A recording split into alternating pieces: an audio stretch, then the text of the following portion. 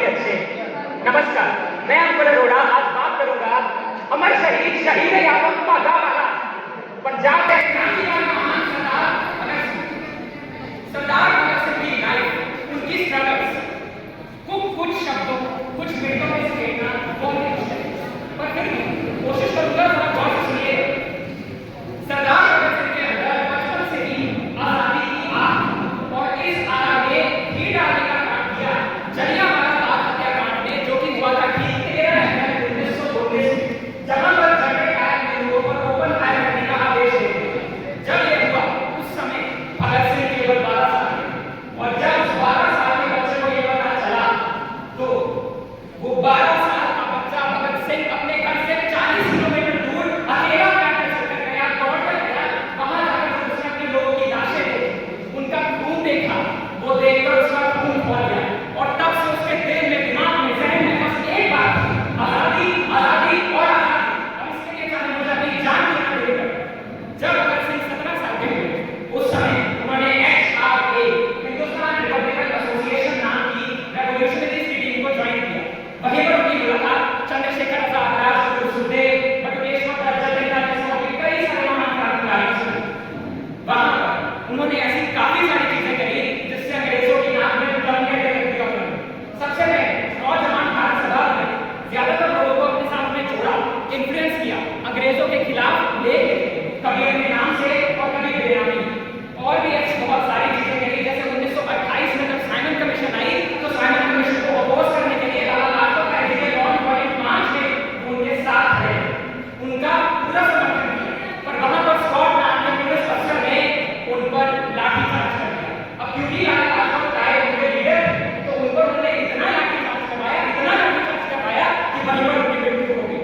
वहां पर भगत सिंह और उनकी टीम ने ये तय कर लिया था कि ये युद्ध समाने हमारे ऐसे कैसे बिना किसी बात के मृत्यु कर सकते हैं, अब इनकी मृत्यु का बदला तो देना पड़ेगा। सबने मिलकर एक प्लान बनाया, सारे पुलिस स्टेशन के बाहर जाकर खड़े हो गए अपनी जगह नहीं बंदूकों के साथ। वहां पर एक बंदे को खड़ा कर दिया कि आप जैसे ही पुलिस अफसर स्क्वाड आएंगे तो वो वहां से उन्हें इशारा दें और राजगुरु भगत सिंह आकर उन्हें मार देंगे और चंद्रशेखर आजाद उनको पकड़ लेंगे। वहां एक साल की गलती की वजह से उन्होंने deputy superintendent of police salt से गोलियां चलानी शुरू कर दी। जैसे ही राजगुरु ने एक गोली आंख में मारी, भगत सिंह पीछे से निकल गए और 3 गोलियों से सर पे मार दिया, शोर कर दिया, खत्म कर दिया और हर जगह पोस्टर निकल डाले कि हमने लाला लाजपत राय जी की मौत का बदला सॉल्जर्स की हत्या करके ले लिया है।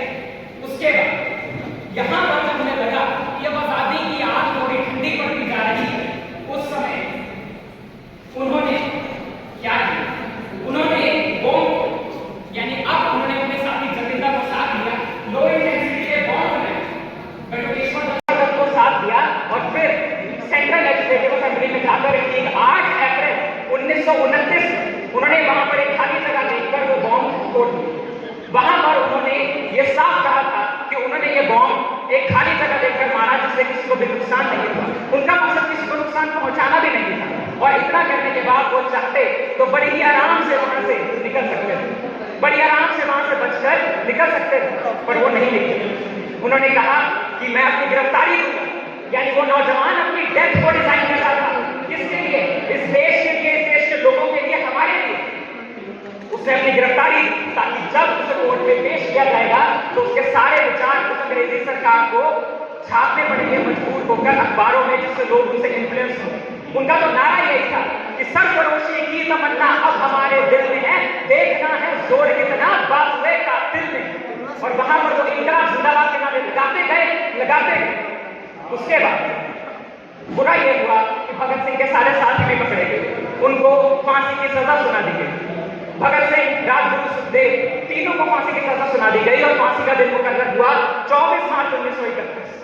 पर क्योंकि भगत सिंह के साथ और लोग जुड़ते जा रहे हैं, लाखों की तादाद में लोग भगत सिंह के साथ जुड़ गए थे उसका समर्थन करने के लिए, इसलिए अब अंग्रेजी सरकार को डर लगने लगा था कि 24 मार्च 1921 के दिन